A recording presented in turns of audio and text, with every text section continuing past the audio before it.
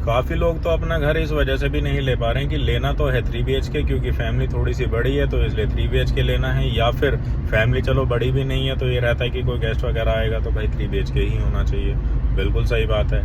लेकिन जब मार्केट में एक्सप्लोर करने के लिए जाते हैं तो पता चलता है कि जो हमारा बजट है वो तो 2 BHK के लिए है।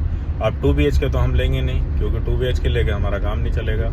रेंट देते रहेंगे जब तक कोई बात ही नहीं, कुछ टाइम का वेट कर लेते हैं, 1 साल में 2 साल में कुछ पैसा जोड़ लेते हैं और उसके बाद में फिर हम अपना प्रॉपर लेंगे 3 BHK ही। कोई बात नहीं जी, 1 साल हो जाता है, 1.25 साल, 1.5 साल, 2 साल हो जाते हैं। जब देखने के लिए फिर निकलते हैं कि चलो अब कुछ हमने 2-4 लाख रुपए और जोड़ लिए हैं, अब जा करके हम देखते हैं, तब जाके आप क्या देखते हैं जो 2 BHK होता है वो भी आपके हाथ से निकल जाता है, उसका भी 5-10 लाख रुपए प्राइस कम से कम बढ़ जाता है, तब वो भी हाथ से निकल जाता है। क्योंकि इंसान की इनकम उतनी नहीं बढ़ पा रही है जितनी इंसान की जो रोज़मर्रा के खर्चे हैं ना, डेली के जो खर्चे हैं भाई, वो उतने ज़्यादा हो जाते हैं कि इंसान सेविंग कर ही नहीं पाता है। और जो प्रॉपर्टीज़ हैं जो आप देखते हैं उसकी वैल्यू दिन पे दिन बढ़ती जा रही है।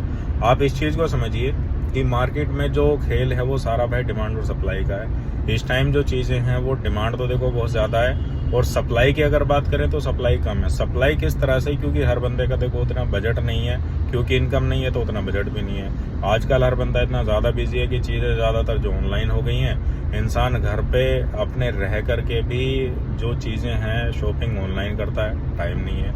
कुछ भी अपना डेली की चीज़ें, घर से जुड़ी चीज़ें जो भी राशन वगैरह भी है, ब्लिंकिट से तो और जेप्टो से तो बहुत सारी चीज़ें हैं, इस तरह की चीज़ें उनसे मंगवाने लगे हैं, अमेज़ोन वगैरह से भी है, फ्लिपकार्ट से भी, क्योंकि भाई टाइम नहीं है इंसान के पास में। तो जितनी आप सर्विसेज ऑनलाइन भी यूज़ करते हैं तो जाहिर सी बात है उसमें एक्स्ट्रा तो आपको पे करना पड़ेगा, तो इंसान उतना बचा नहीं पा रहा है। अगर आपका बजट देखो नहीं बन पा रहा है 3 BHK का, आप एक स्टार्टिंग कीजिए, आप 2 BHK लीजिए, क्योंकि अगर आप 2 BHK लेंगे तो उसमें कुछ ना कुछ तो अप्रिसिएशन आपको भी मिलेगा, और कुछ आप जो थोड़ा बहुत अपना सेविंग कर पाएंगे तो प्लस वो हो जाएगा।